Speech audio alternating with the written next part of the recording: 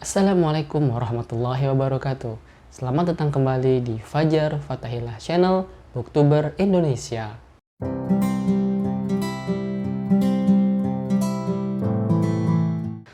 Sebelumnya, buat teman-teman yang sudah subscribe channel ini, saya ucapkan terima kasih. Semoga teman-teman semua dalam keadaan yang sehat dan sukses selalu.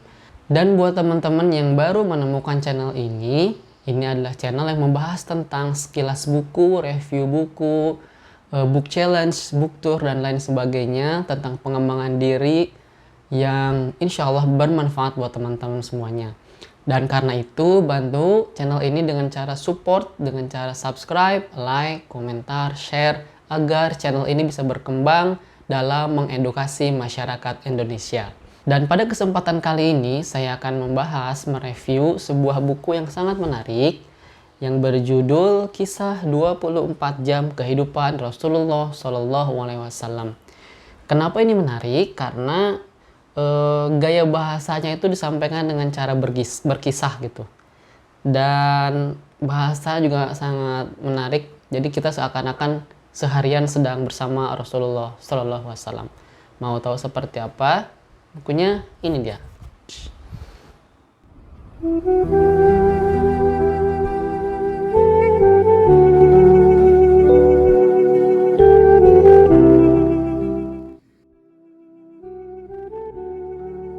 Penulis bernama Miftahul Asrar Malik lahir di Demak tanggal 11 Jumadisani 1404 Hijriah. Di samping mengajar menulis, kegemarannya adalah menerjemahkan buku dari bahasa Arab. Karya yang telah diterbitkan antara lain Surga Cinta Vanessa, Kisah Paling Inspiratif Rasulullah tahun 2012, dan Altar Suci tahun 2012. Diterbitkan oleh Semesta Hikmah pada cetakan pertama Januari 2015.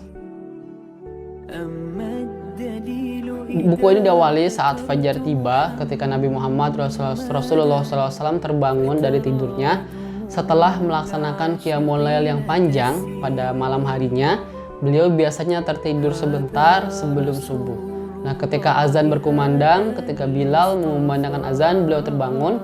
Lalu hal yang pertama dilakukannya adalah bersiwak, sikat gigi, kemudian berdoa. Doa bangun tidur itu Alhamdulillahilladzi ahyana ba'dama amatana wa ilaihin nusyur.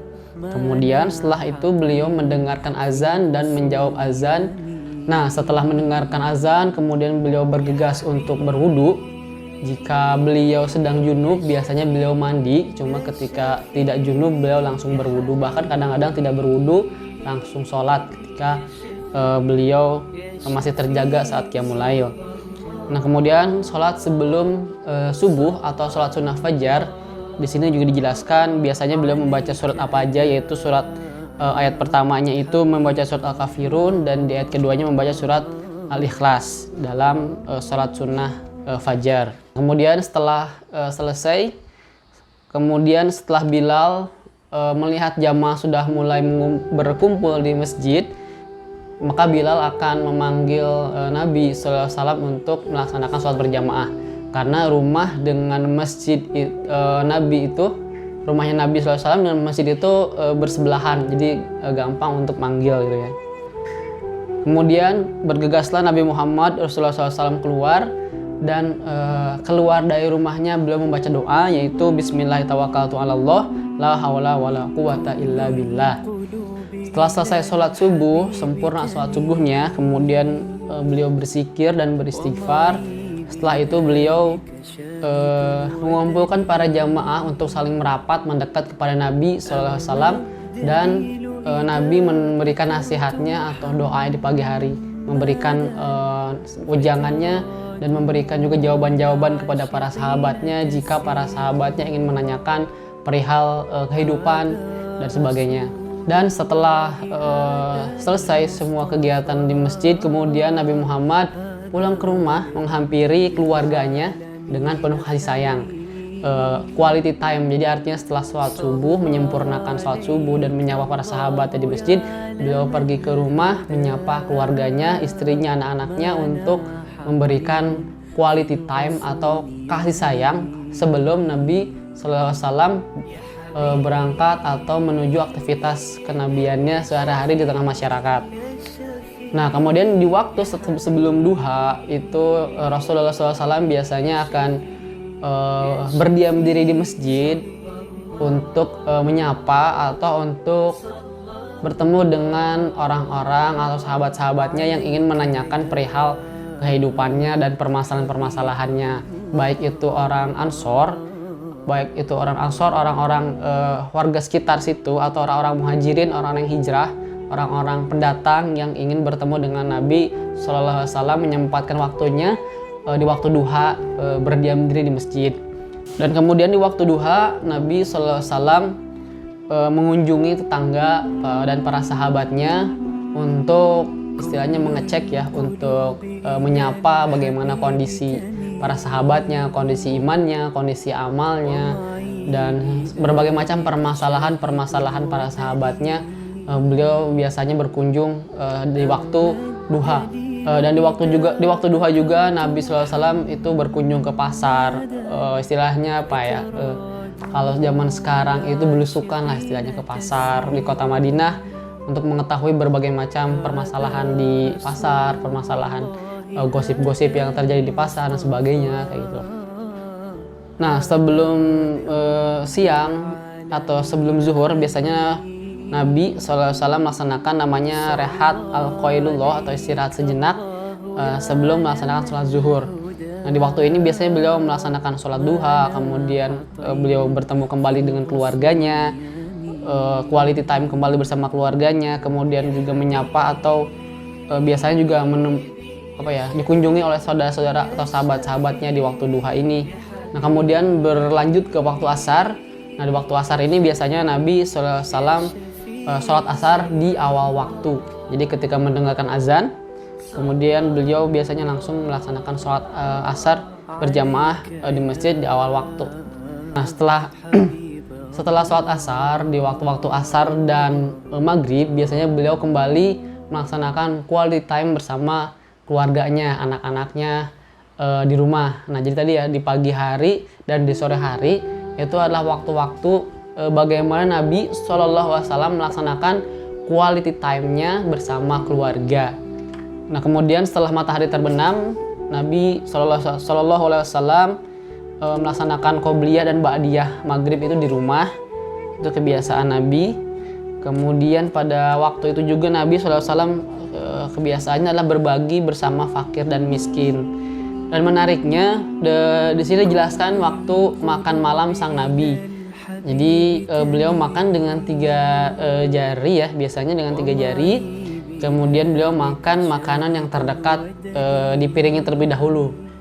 Nah, kemudian beranjak isya beliau mengerjakan sholat isya itu diakhirkan, maksudnya tidak terlalu terburu-buru, menunggu jamaah masjid untuk full atau seluruh sahabat sudah berada di masjid, baru kemudian Nabi SAW melaksanakan sholat isya berjamaah di masjid. Nah, kemudian setelah sholat isya beliau kembali ke rumahnya dan bersama dengan keluarganya melaksanakan quality time atau bercengkrama dan bersenang-senang bersama keluarganya, bersama istri-istrinya, bersama anak-anaknya. Nah, kemudian juga menariknya di sini dijelaskan saat sebelum Nabi Rasulullah SAW itu tidur, bagaimana beliau menyiapkan tempat tidurnya, meletakkan alas di tempat tidurnya, kemudian menanggalkan pakaiannya untuk mengganti pakaiannya dengan pakaian tidurnya. Nah, sebelum tidur juga beliau itu bersiwak atau melaksanakan sikat gigi ya, dan juga kemudian memakai wangi-wangian. Nah, jadi buat ini juga sangat menginspirasi kita semua. Jadi sebelum tidur itu selain menyikat gigi itu memakai wangi-wangian, sehingga pasangan pun ketika tidur ya wangi gitu, enak suasananya. Nah, kemudian sebelum tidur itu di sini juga ada amalan-amalan yang biasa Nabi Muhammad Rasulullah SAW lakukan, diantaranya doa sebelum tidur, kemudian membaca 3 qul ya. Jadi membaca 3 qul, surat Al-Ikhlas, Al-Falaq dan An-Nas. Kemudian juga membaca ayat kursi. Nah, itu yang sering Nabi Muhammad Rasulullah SAW lakukan sebelum melaksanakan tidur. Nah, ketika malam berganti hari atau sudah dini hari, beliau bangun dan melaksanakan zikir biasanya sebelum melaksanakan qiyamul lail. Hal ini dilakukan agar mempersiapkan diri untuk melaksanakan qiyamul lail yang sangat panjang, karena sholat tahajud Nabi itu panjang gitu ya. Makanya beliau menyiapkan diri dengan cara berzikir, bertasbih, dan mempersiapkan dirinya. Nah, di sholat tahajudnya itu Nabi SAW melaksanakan sholat witir, di mana sholat witirnya ini beliau laksanakan bersama istrinya biasanya, dengan rakaat-rakaat yang atau surat-surat yang pendek. Di antaranya ada surat Al-A'la, Al-Kafirun, dan Al-Ikhlas. Kadang juga di akhir beliau menggabungkan surat Al-Falaq, An-Nas, dan Al-Ikhlas dalam satu rakaat. Nah, itu dia kisah keseharian Nabi Muhammad Rasulullah SAW. Selengkapnya teman-teman bisa baca, karena ini sangat menarik ya, dan istilahnya kita tuh seakan-akan sedang melihat atau berada bersama Rasulullah SAW, karena saking detailnya pembahasan dalam buku ini, bahkan ke sifat-sifat dan cara jalannya pun itu disebutkan di sini. Untuk desain cover ini ya sederhana sih ya, tulisan dan ada gambar masjid, kemudian ada pohon dan hamparan ladang rumput hijau. Menariknya di sini disampaikan ada keunggulannya. Jadi buku ini sangat asyik dibaca karena disampaikan dengan gaya berkisah. Kemudian ada juga ini agar hidup selalu mencontoh Rasulullah SAW. Jadi ada semacam saran atau yang menarik untuk dibaca lebih dalam lagi. Nah, untuk gaya bahasanya ini seperti yang disebutkan di awal, dengan gaya berkisah. Jadi benar-benar menggambarkan Rasulullah SAW dari pagi, dari mulai bangun tidur sampai tidur lagi, amalan-amalan apa yang beliau lakukan. Dan itu amalan-amalan yang ringan ya, yang bisa kita laksanakan gitu, bukan yang benar-benar berat. Jadi sangat-sangat ringan. Bacaan-bacaan sholatnya juga ada di sini yang sering beliau lafalkan ketika sholat sebelum subuh, sholat fajar tuh apa bacaannya, ketika azan berkumandang beliau melaksanakan apa gitu ya. Dan gaya bahasanya sangat mudah untuk dimengerti dan istilahnya diresapi gitu ya, sehingga kita benar-benar bisa berada dalam latar beliau gitu ya, benar-benar kayak merasakan sedang bersama Rasulullah SAW. Untuk bobot isinya ini karena penulis adalah seorang lulusan pesantren dan timnya ya, yang gemar atau yang sering sekali menerjemahkan kitab-kitab dari bahasa Arab, kitab-kitab bahasa Arab.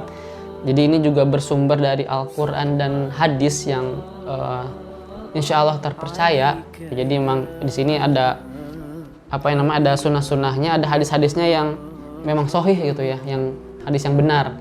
Jadi secara isinya sangat kuat sekali keilmuannya, sangat berbobot sekali isinya, karena kisah-kisahnya itu merujuk kepada Al-Quran dan Sunnah yang benar ya, bukan yang hadis-hadis yang lemah atau hadis-hadis yang doif.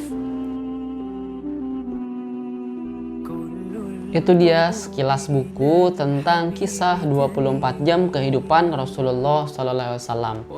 Menarik buku ini buat teman-teman yang mencintai Nabi SAW, yang ingin mencontoh keseharian beliau, bisa membaca buku ini. Kisah 24 jam kehidupan Rasulullah bisa teman-teman beli di toko buku terdekat atau juga di toko-toko online banyak. Dan ini harus dibaca karena banyak sekali inspirasi yang sangat mudah dilaksanakan, doa-doa harian yang mudah kita laksanakan, mudah kita amalkan. Kemudian sunnah-sunnahnya, amal-amalan yang ringan itu di sini disebutkan semua. Jadi ya sangat gampang sekali untuk kita amalkan gitu ya. Terima kasih. Saya Fajar Fatahillah, Booktuber Indonesia. Assalamualaikum warahmatullahi wabarakatuh.